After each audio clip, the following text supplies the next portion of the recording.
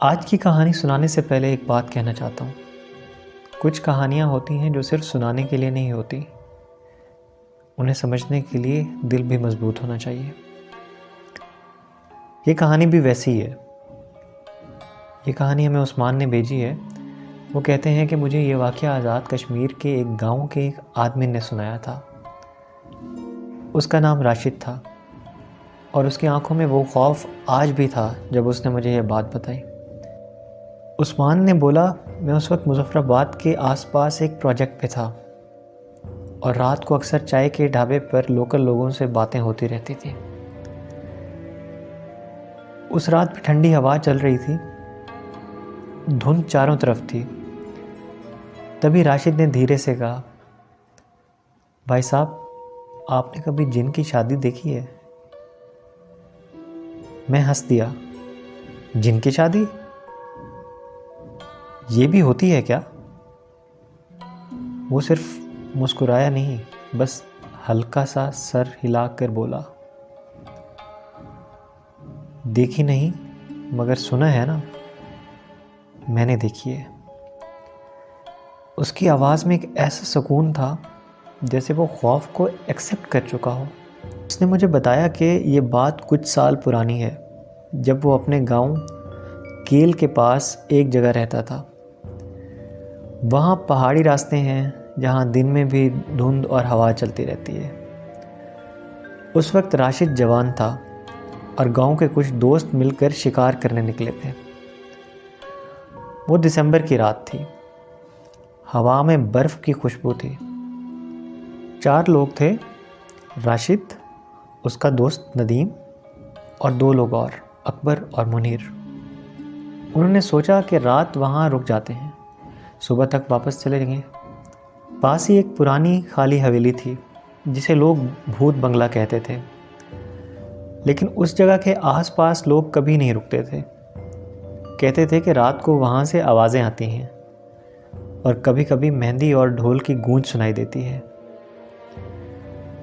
राशिद हंसकर बोला था, अरे ये सब बकवास है, रात गुजारेंगे, सुबह चलते हैं। और फिर वो लोग वहाँ रुक गए। हवेली आधी टूटी हुई थी, लेकिन अंदर एक बड़ा सहन था जहाँ वो लोग आग जलाकर बैठ गए। हवा बहुत तेज़ थी और दूर से किसी पानी के बहने की आवाज़ आ रही थी। रात के करीब 12 बजे होंगे जब मुनीर ने कहा, तुम लोगों ने सुना? सब चुप हो गए। दूर से बिल्कुल हल्की सी किसी ढोल की धुन सुनाई दे रही थी। पहले तो लगा कि शायद किसी शादी से आ रही है, लेकिन गांव तो 2 किलोमीटर दूर था। और सबसे अजीब बात ये कि ढोल के साथ एक औरत के गाने की आवाज़ भी आ रही थी। ऐसा लग रहा था जैसे कोई शादी हो रही हो, लेकिन इंसानों की नहीं। नदीम ने कहा, चलो देखते हैं, शायद कोई मेला हो। राशिद ने मना किया, अरे रात के वक्त कौन सा मेला, ये आवाज़ इंसानों की नहीं लगती।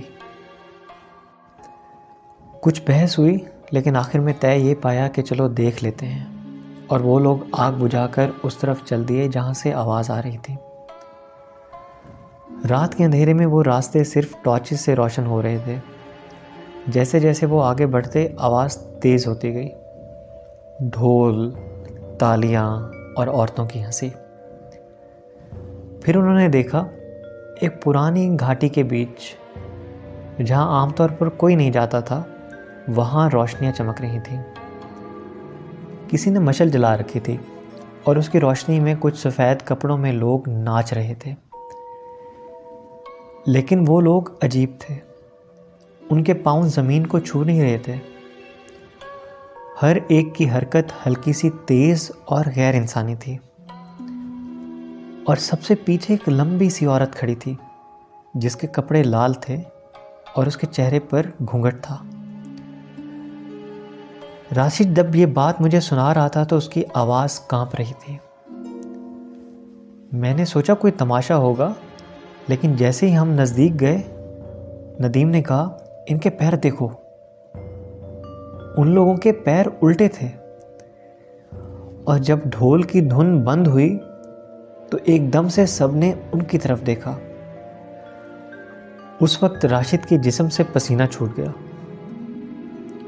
उस लंबी औरत ने अपना घूंघट उठाया और कहा, शादी चल रही है, इंसानों का यहाँ क्या काम है।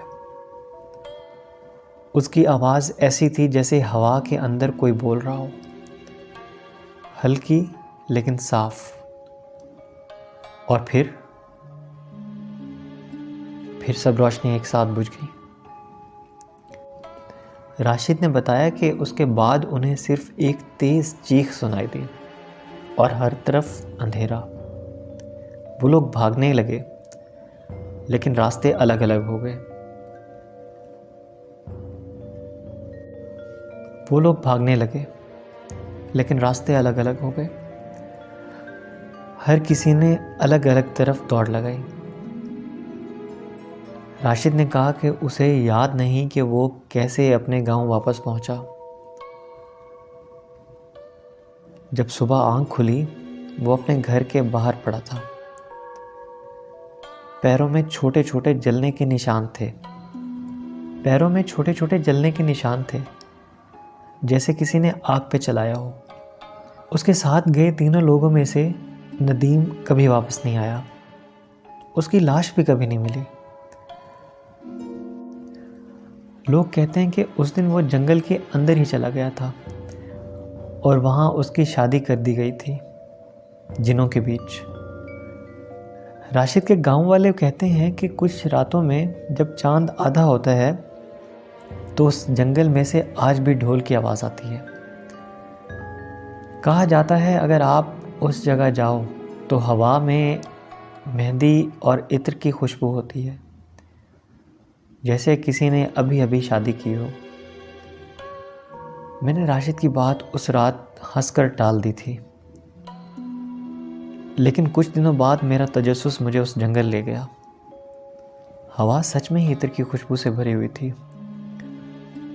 और दूर से बिल्कुल हल्की सी आवाज़ आई, शादी में नहीं आओगे? मैंने वापस मुड़कर नहीं देखा।